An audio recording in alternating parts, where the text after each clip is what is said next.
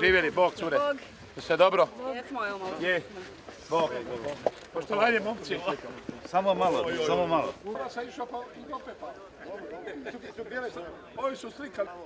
Vječna slava i hvala te, laka Hrvatska zemlja.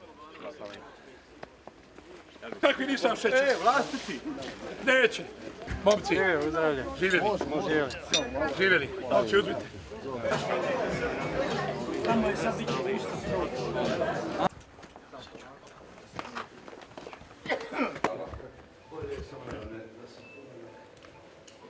Kuću, to je naš Franjevački samostan u Tolisi.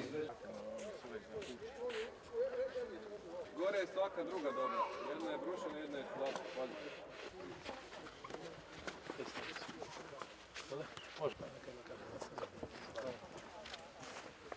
Hvala vam što ste po nevremenu došli ovdje. Hrvatski čovjek biti ravnopravan i graditi svoje gnijezdo.